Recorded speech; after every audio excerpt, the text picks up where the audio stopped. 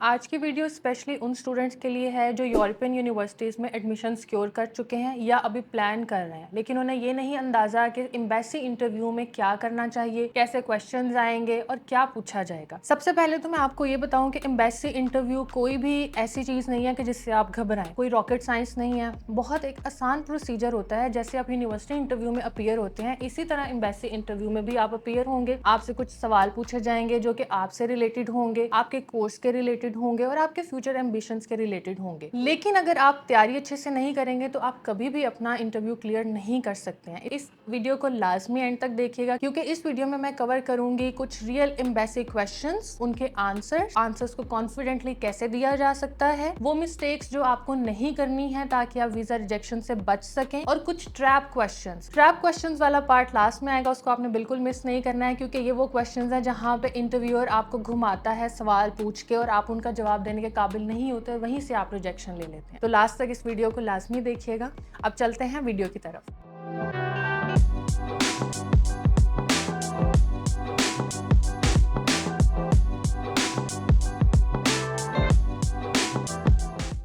I'm Iman Abid. I'm working as an interview preparation and IELTS preparation officer here in Top 7 Consultants। और अगर आपको किसी किस्म की भी डिफिकल्टी फील हो रही है अपने इंटरव्यू की तैयारी में, चाहे वो यूनिवर्सिटी का हो, एम्बेसी का हो या IELTS की प्रेपरेशन में आपको डिफिकल्टी फेस कर रहे हैं, तो आप हमें टेक्स्ट कर सकते हैं। We will prepare you thoroughly from start till end, और इंशाल्लाह आपका इंटरव्यू या आपका IELTS का टेस्ट हो या PT का, वो ज़रूर क्लियर करवाएंगे। सबसे पहले हम जिस चीज़ को डिस्कस करेंगे वो है कॉमन मिस्टेक जो हर स्टूडेंट एम्बेसी इंटरव्यू में करता है, जो कि उसकी रिजेक्शन का बायस बनती है। सबसे पहली गलती होती है इनकंसिस्टेंट आंसर, जिसका मतलब ये आप कह सकते हैं कि जब भी आप वीज़ा इंटरव्यू के लिए जाएंगे एम्बेसी में, तो ऑफिसर के पास आपकी एक प्रॉपर फाइल होती है जिसमें आपका सारा data A to Z given होता है। अब वो आपसे क्वेश्चन कुछ पूछ रहा है, फाइल में उसका आंसर कुछ है और आप उसका आंसर कुछ और दे रहे हैं, तो इट्स मीन ये इनकंसिस्टेंट आंसर्स हैं। दोनों आंसर्स का एक दूसरे से कोई ताल्लुक नहीं है, और ये एक रेड फ्लैग है आपके लिए कि इस बच्चे को पता ही नहीं है कि इसने फाइल में क्या लिखा था और ये बोल क्या रहा है। तो आपने इस चीज को अवॉइड करना है। जो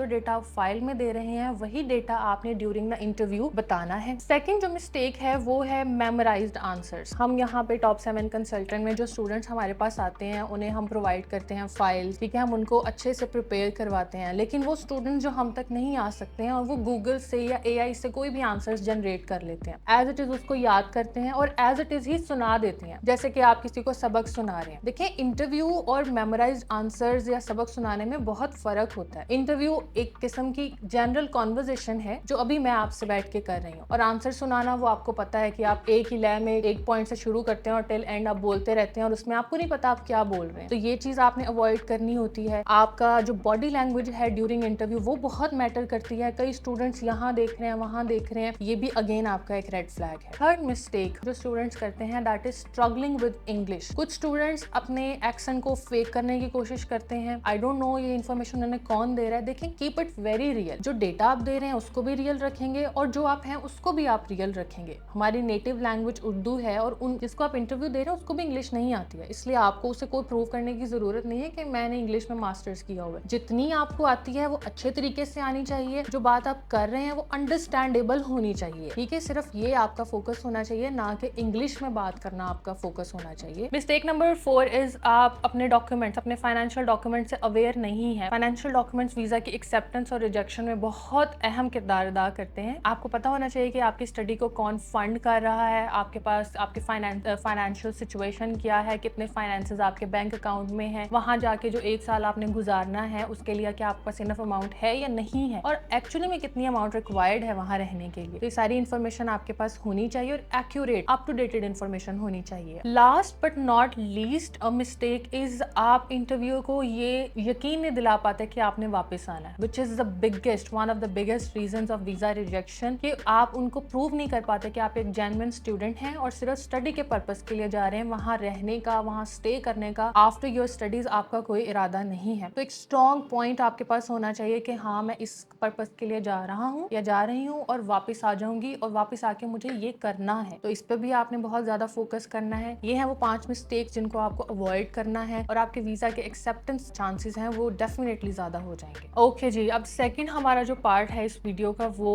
मैंने जैसे कि आपको पहले बताया था कि we will discuss some real questions जो कि स्टूडेंट्स को आते हैं और रिसेंटली जो स्टूडेंट्स ने इंटरव्यूज दिए हैं उन्होंने हमें बताया कि ये क्वेश्चंस उनसे पूछे गए थे। सबसे पहला क्वेश्चन तो डेफिनेटली आपका इंट्रोडक्शन होगा, दैट प्लीज इंट्रोड्यूस योरसेल्फ। अब हर बच्चा वही इंट्रोडक्शन दे रहा है जो पहली जमात से देता आ रहा था। My name is Iman Abid, I am from Faisalabad, I have completed my studies. No, you have to change it now. आपको ऑलरेडी पता है कि इमिग्रेशन रूल्स कितने टाइट हो चुके हैं, they are filtering out students, कई तो यूनिवर्सिटी लेवल पे फिल्टर आउट हो जाते हैं। अब आप जो बचे हैं एम्बेसी इंटरव्यू के लिए, उन स्टूडेंट्स में बहुत टफ कंपटीशन है। Irrespective of your profile, whatever you are delivering during the interview matters a lot. तो कोई एक ऐसा इंट्रोडक्शन जो वाकई आपको इंट्रोड्यूस कराए और आपको स्टैंड आउट करवाए अमंग अदर स्टूडेंट्स, और इंटरव्यूअर को याद रहे, वीजा ऑफिसर को याद रहे कि जी वो स्टूडेंट मेरे पास आया था, उसका इंट्रोडक्शन, उसका जो इंटरव्यू स्टार्ट करने का तरीका था वो बेहतरीन था। इंट्रोड्यूस योरसेल्फ का जैसे कि आपका क्वेश्चन हो गया, ये आपका बहुत अच्छा होना चाहिए, because obvious the first impression is the last one. To some extent visa interview में ये मैटर करता है कि आप कैसे अपना इंटरव्यू स्टार्ट कर रहे हैं। आपने कभी भी वन लाइनर आंसर नहीं देना है। The length of your answer should be in between 60 second, यानी 1 मिनट से 1.5 मिनट तक की होनी चाहिए। कभी भी आपने खुद नहीं रुकना। इंटरव्यूअर मस्ट स्टॉप यू कि that's enough for your answer. Okay, अब आपसे नेक्स्ट क्वेश्चन पूछना, तो आपके पास इनफ डेटा होना चाहिए है to cover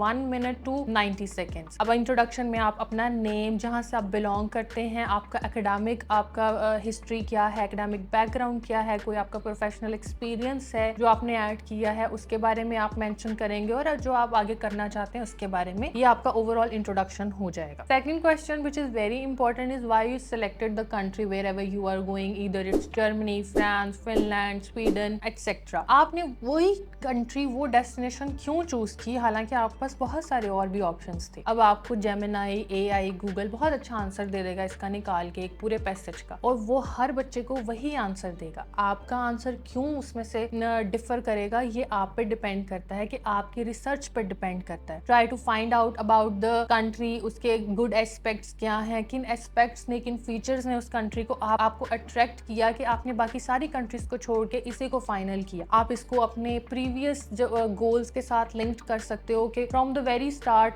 I was interested in study abroad and this was a country I have been looking for. मुझे इसके ये फीचर्स पसंद थे, मुझे इसका कल्चर पसंद है, इसकी अफोर्डेबिलिटी पसंद है, या इसकी यूनिवर्सिटीज की रैंकिंग बहुत अच्छी है। There are so many things you can count on other than वो जो गूगल का एक आपको पैसेज का आंसर मिल जाता है उसके अलावा। थर्ड मोस्ट इंपॉर्टेंट क्वेश्चन जो आपको एम्बेसी इंटरव्यू में पूछा जाता है कि आपने ये यूनिवर्सिटी क्यों सिलेक्ट की, और भी तो बहुत सारी यूनिवर्सिटीज थी। तो इसमें हर स्टूडेंट कह देता है कि अफोर्डेबल थी, इसमें मेरा कोर्स ऑफर कर रहे थे जी, इसके मॉड्यूल्स अच्छे थे। कोर्स ऑलमोस्ट हर यूनिवर्सिटी ही ऑफर कर रही होती है, और ऑलमोस्ट अब आप लैटविया में अप्लाई करते हैं तो ऑलमोस्ट यूनिवर्सिटी, जो मोस्ट ऑफ द यूनिवर्सिटीज हैं वो अफोर्डेबल ही हैं। तो फिर आपने बाकी क्यों नहीं सिलेक्ट की। आपको उस यूनिवर्सिटी का स्टूडेंट सेटिस्फेक्शन रेट पता होना चाहिए है, ठीक है। इंटरनेशनल स्टूडेंट्स अगर वहां जाते हैं तो वो कितना सेटिस्फाइड हैं, आपको वहां की उस यूनिवर्सिटी की रैंकिंग पता होनी चाहिए है, inside the country, overall in the world क्या रैंकिंग है, ताकि वाकई पता चले कि आपने कोई रिसर्च की और आपने रिसर्च के बेस पे, फैक्ट्स एंड फिगर्स के बेस पे उस यूनिवर्सिटी को सिलेक्ट किया है। नेक्स्ट क्वेश्चन पूछा जाता है, tell me about your academic background. Simple सा क्वेश्चन है, इसमें आज सच मैं कोई टिप नहीं दूंगी, सिर्फ इतना ही बोलूंगी कि जो चीज आप अपने डॉक्यूमेंट में मेंशन कर रहे हैं वही आपने अपने एकेडमिक बैकग्राउंड में भी बतानी है। अगर आपने इंटर किया तो इंटर बताना है, बीएस किया है तो बीएस बताना, और जिस डिग्री में किया है उसी में ही बताना है। अदर देन द डॉक्यूमेंट जो आपने चीज लिखी है उसके अलावा आपने कुछ मेंशन नहीं करना। इसके अलावा वो आपसे कोर्स के बारे में पूछ सकते हैं, उसमें कौन से मॉड्यूल्स हैं। सिंपली आपने यूनिवर्सिटी की वेबसाइट पर जाना है, वहां से आपने कोर्स के बारे में, अच्छा कोर्स का नेम आपको याद होना चाहिए है, मॉड्यूल्स का पता होना चाहिए है, कौन सा मॉड्यूल आपको जो है वो अट्रैक्ट कर रहा था, इसके बारे में। होपफुली इसके बारे में नहीं पूछेंगे, बट आपको you have to be prepare. आप कोई किसी और कंट्री में कभी ट्रैवल कर चुके हैं, अगर कर चुके हैं तो आप उसका नेम बताएंगे, नहीं किया तो आप सिंपली कहेंगे that no I haven't travelled anywhere before this. और लैंग्वेज के बारे में अगर कुछ पूछते हैं तो आपने यहाँ पे झूठ नहीं बोलना कि हाँ जी मुझे तो, अगर मैं फ्रांस में जा रहा हूँ तो मुझे फ्रेंच आती है, और जर्मनी में जा रहा हूँ तो मुझे जर्मन या डच आती है। नहीं, आपको नहीं आती, simply stick to that no I do not have any idea about the languages. Next part में हम डिस्कस करेंगे उन क्वेश्चंस को जहां ऑफिसर ये जज करता है कि क्या ये स्टूडेंट वाकई जेन्युइन है। ऑब्वियसली जेन्युइन स्टूडेंट है तो उसको पता होगा कि मैं क्या पढ़ने जा रहा हूँ, उस कोर्स उसका क्या नाम होगा, उसके मॉड्यूल्स कौन से होंगे। तो अब हम उन क्वेश्चंस को डिस्कस करेंगे जो आपके स्टडी प्लान एंड यूनिवर्सिटीज से लिंक करते हैं। तो आपसे सबसे पहले वो पूछ सकते हैं what program have you been accepted into, यानी आपने किस प्रोग्राम में एडमिशन लिया है। आपने सिंपली बता देना है that this is the name of the program I have been accepted into. इसके अलावा आप उसकी ड्यूरेशन बता सकते हैं कि जी ये 1 साल का होगा या कितने टाइम के तक चलेगा, आप उसके बारे में ये बता सकते हैं। नेक्स्ट क्वेश्चन में वो आपसे उस प्रोग्राम के बारे में पूछ सकता है कि आप इस प्रोग्राम में क्या पढ़ेंगे, what subjects are there in this program. तो आपने एज आई मेंशन अर्लियर कि आपने यूनिवर्सिटी वेबसाइट से एक PDF डाउनलोड कर लेनी है जिसमें सारे मॉड्यूल्स एंड सब्जेक्ट्स गिवन होंगे आपके प्रोग्राम के, आपने उनके नेम्स पढ़ने हैं। इसके अलावा लास्ट सेमेस्टर में अगर आपको थीसिस करें या कोई इंटर्नशिप है उसके बारे में भी आपको आइडिया होना चाहिए। ये चीज ऑफिसर को बहुत ज्यादा इंप्रेस करती है कि स्टूडेंट को पता है कि वो क्या पढ़ने जा रहा है। नेक्स्ट क्वेश्चन में वो आपसे पूछ सकता है कि हाउ दिस डिग्री, अगर आपने ये डिग्री सिलेक्ट कर ली है तो ये आपके करियर में क्या आपको हेल्प आउट करेगी इन फ्यूचर। आपने इस क्वेश्चन के आंसर में हमेशा अपने आंसर को पाकिस्तान आने से लिंक कर, पाकिस्तान आने से या पाकिस्तान में क्या प्रॉब्लम चल रहा है, आपने क्यों ये डिग्री सिलेक्ट की है, क्योंकि पाकिस्तान में इस डिपार्टमेंट में प्रोफेशनल्स की शॉर्टेज है, आप वापस आएंगे, आप इस डिपार्टमेंट में काम करना चाहते हैं, या आप ऑलरेडी इस डिपार्टमेंट में एक्सपीरियंस हासिल कर चुके हैं और आपने ये ऑब्जर्व किया कि इस डिपार्टमेंट में ये लूप होल्स हैं जिनको कवर करने के लिए मेरे पास इतनी नॉलेज होनी चाहिए है, इसीलिए मैंने सोचा कि मैं बाहर जाऊंगा, मैं ये सब्जेक्ट लूंगा, मैं पढ़ूंगा और वापस आके इस डिपार्टमेंट में दोबारा से काम करूंगा इसकी बेहतरी के लिए। तो यहीं से ही आपका वो एक जो पॉइंट है वो बिल्ड होना स्टार्ट हो जाएगा आपके फ्यूचर गोल्स तक। हो सकता है वो आपसे फिर पूछे ही ना कि आपका फ्यूचर गोल क्या है या फ्यूचर में आप क्या करना चाहते हैं या will you come back to Pakistan, वो आप इसी क्वेश्चन के आंसर में उसको सेटिस्फाई करते हैं। Another yet very important question कि आपने पाकिस्तान से अपनी डिग्री क्यों कंटिन्यू नहीं की, पाकिस्तान में भी तो आप फर्दर अपनी स्टडी को कंटिन्यू कर सकते थे। कभी भी कोई नेगेटिव एस्पेक्ट अपनी कंट्री के बारे में नहीं बताते कि पाकिस्तान में ये नहीं है, ये सहूलत नहीं है, वो सहूलत नहीं है। आप सिंपली इसको कर सकते हो कि जो स्पेशलाइजेशन या जो कोर्स मैं देख रहा हूँ वो मुझे एज सच इतनी यूनिवर्सिटीज़ में नहीं मिला पाकिस्तान में, और अगर किसी यूनिवर्सिटी में मिला भी है तो वहाँ पे प्रैक्टिकल अप्रोच नहीं है, सिर्फ थ्योरी पे फोकस कर रहे हैं। या फिर आप ये कह सकते हो कि उस यूनिवर्सिटी की रैंकिंग इतनी अच्छी नहीं है, तो मुझे लगा कि वाई नॉट, इससे मेरा एक्सपोजर भी बढ़ेगा अगर मैं कहीं और जाके अपनी स्टडी कंटिन्यू करता हूँ और मैं अच्छी बेहतरीन नॉलेज भी गेन कर सकता हूँ। तो आप ये चीज़ भी मेंशन कर सकते हैं। नेक्स्ट क्वेश्चन जो आपसे वो पूछते हैं that have you been in contact with the university,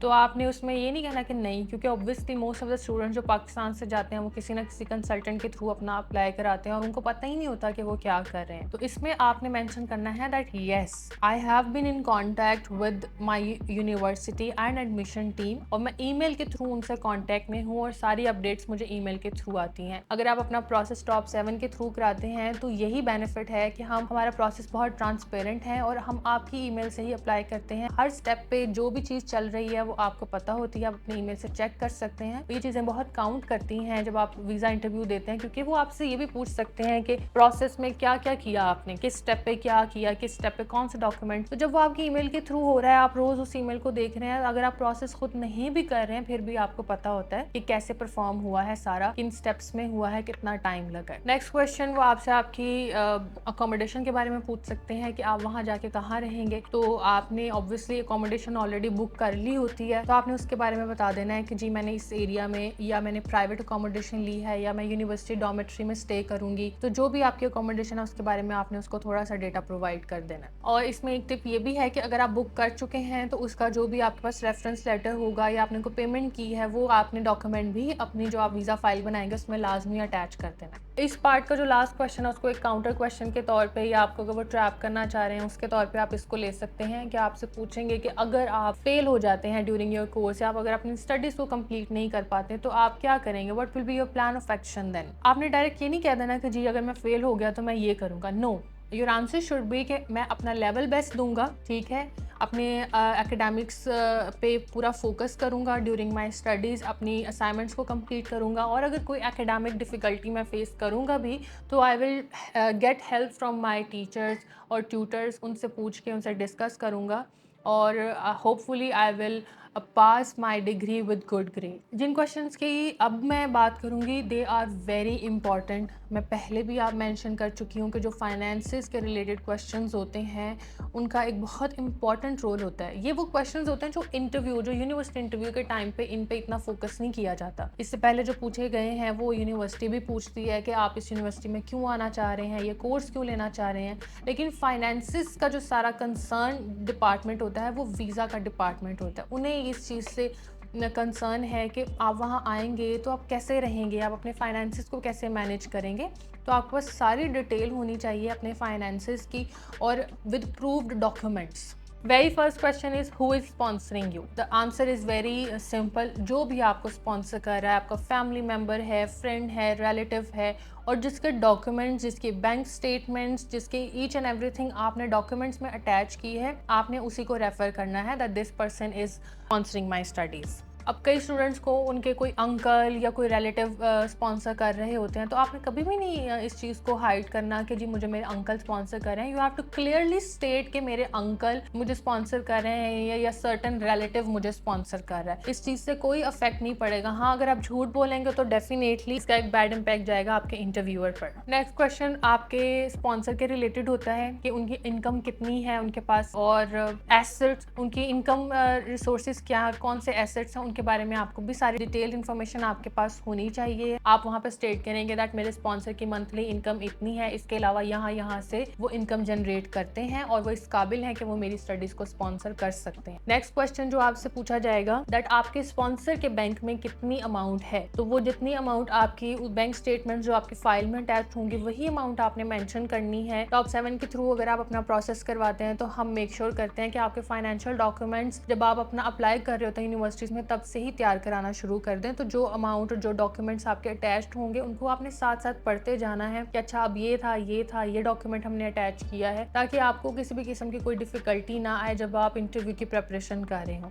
वो सारी चीज़ें आपने इंटरव्यूअर को बता देनी है। इसमें टिप यही है कि आप एग्जैक्ट फिगर को याद कर लें और वो आपने ऑफिसर को बता देनी है, क्योंकि अगर आपको नहीं पता होगा तो फिर डेफिनेटली एक क्लैश आ जाता है और ऑफिसर थोड़ा सा डाउटफुल हो जाता है कि पता नहीं इसको आइडिया नहीं है या ये जेन्युइन स्टूडेंट नहीं है। नेक्स्ट कुछ क्वेश्चंस पूछे जा सकते हैं। Will you work during your studies, how will you manage. Another important set of questions जो इंटरव्यूअर ऑफिसर, वीजा ऑफिसर आपसे पूछेगा वो है आपके इंटेंट के बारे में, intent to return to Pakistan. आप, ये बहुत इंपॉर्टेंट है क्योंकि आपको यहाँ पे ऑफिसर को कन्विंस करना है बाय हुक और बाय क्रुक के जी हाँ मैं वापस आऊँगा और मैं सिर्फ स्टडी के पर्पज से जा रहा हूँ, मेरा यूरोप में स्टे करने का कोई भी इरादा नहीं है। अगर वो आपसे पूछते हैं do you intend to return to Pakistan, you will say absolutely yes. आपको एम्फेसिस करना है, इस बात पे जोर डालना है कि हाँ मैं वापस आऊँगा, और आगे आपने स्टेट कर देना है कि मेरा मकसद ये था पढ़ने का, जब मुझे वो मकसद पूरा हो जाएगा I will return to Pakistan और मैं अपनी कंट्री को ही सर्व करूँगा। आप अपने आर्ग्यूमेंट को स्ट्रॉन्ग किस तरह कर सकेंगे यहाँ पे कि आप अपनी कंट्री से अपने स्ट्रॉन्ग टाइज शो कराएंगे कि आप अपनी फैमिली के साथ अपने टाइज शो करवाएंगे, अपनी प्रॉपर्टी बिजनेस को कोट करेंगे। उससे पता चलता है कि एक पीछे एक इसका रनिंग सिस्टम है जहाँ पे ये डेफिनेटली वापस आएगा। नेक्स्ट क्वेश्चन ये होता है कि वापस आके आप क्या करेंगे। तो वही चीज़ है कि आप फिर से यहाँ पे अपना जो आप कोई एक्सपीरियंस हासिल कर चुके हैं उसको यहाँ पे ऐड ऑन करेंगे कि ये एक्सपीरियंस मैं ले चुका हूँ, मुझे लगा कि यहाँ का इस डिपार्टमेंट में मज़ीद काम करने की ज़रूरत है, मेरी कंट्री एक डेवलपिंग कंट्री है, उसको बहुत सारे प्रोफेशनल्स की, एजुकेटेड प्रोफेशनल्स की ज़रूरत है, तो मैं यहाँ वापस आके इस पर्टिकुलर डिपार्टमेंट में काम करूँगा। तो वो डिपार्टमेंट, वो डोमेन और आपके कौन डेजिग्नेशन के बारे में आपको पता होना चाहिए, उसके जेडीज के बारे में, और कैसे वो डेजिग्नेशन आप जो स्टडी कंप्लीट करके आए हैं उससे लिंक करती है, इस बारे में आपको सारी इंफॉर्मेशन इन डिटेल होनी चाहिए। अच्छा, जब आप अपने किसी डिपार्टमेंट को मेंशन करेंगे तो वो आपसे पूछ सकते हैं कि do you have any job offer in Pakistan.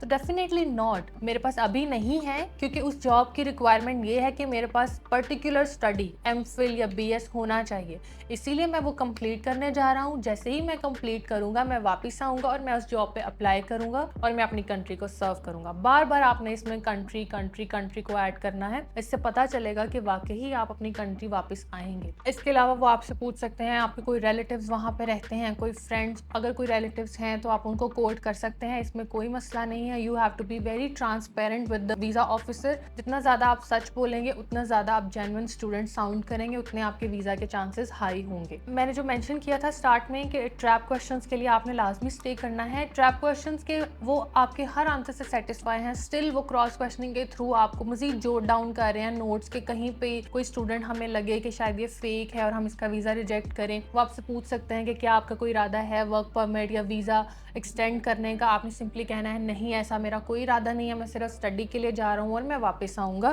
Confuse नहीं होना कि इसने क्या पूछ लिया है, उसके क्वेश्चन को अंडरस्टैंड करना है। अगर आप नहीं कर पा रहे हैं आप उसको बोल सकते हैं can you please repeat your question.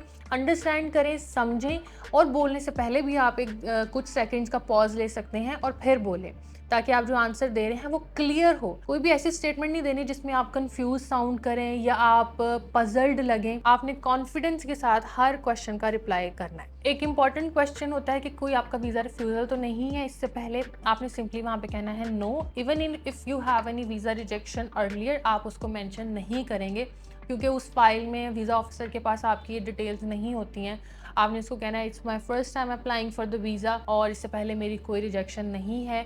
अगर हम आपका वीज़ा रिजेक्ट कर दें तो फिर why should we select you, इन क्वेश्चंस के आंसर्स भी आपके पास सॉलिड आंसर्स होने चाहिए हैं। और अगर आपको नहीं पता कि क्या आंसर करें, you can comment down below और मैं आपको बता दूंगी कि अगर वो आपसे पूछते हैं what if we reject your visa, तो आपका क्या प्लान है, इसका क्या आंसर करें, why should we select you over other students, तो इसका आंसर भी I will let you know in the comments. या फिर नेक्स्ट कोई वीडियो होगी उसमें जो भी आपके क्वेश्चंस आपको लगता है कि ये भी, इसके आंसर्स भी मैं आपको बताऊं, तो आप वो कमेंट्स में पूछ सकते हैं। So that's it from my side for the whole video. I hope कि आपको एक बहुत इंपॉर्टेंट जो एक स्टेप होता है स्टडी अब्रॉड में, जिसको वीज़ा इंटरव्यू कहते हैं, उसकी समझ आई होगी। मैंने अच्छे से एक्सप्लेन करने की कोशिश की है। स्टिल अगर कोई पॉइंट मिस आउट हो गया है तो आप कमेंट्स में पूछ सकते हैं। और अगर आप चाहते हैं कि अपने इंटरव्यू की तैयारी करना, चाहे वो यूनिवर्सिटी इंटरव्यू हो या वो एम्बेसी इंटरव्यू हो, तो स्क्रीन पर जो नंबर आ रहा है आप इस पर कॉन्टैक्ट कर सकते हैं। इसके अलावा अगर आप अपनी फ़ाइल को असेस कराना चाहते हैं कि क्या आपकी फ़ाइल इस काबिल है कि आप स्टडी अब्रॉड के लिए अप्लाई करें, तो आप इसके लिए भी हमें कांटेक्ट कर सकते हैं। हम आपको बिल्कुल एक transparent facts and figure based reply करेंगे, जिसमें कोई भी ब्लफ नहीं होगा। अगर आप जा सकते हैं तो डेफिनेटली आपको बेहतरीन ऑप्शंस देंगे, या फिर और कोई ऑल्टरनेटिव ऑप्शन हुआ तो वो भी आपके साथ ज़रूर डिस्कस करेंगे। अगर आपको वीडियो अच्छी लगी है तो आपने इस वीडियो को ज़रूर लाइक करना है। And if you have any query, any question, you can comment any time, we will get back to you as we see your comment. Take care. Allah Hafiz.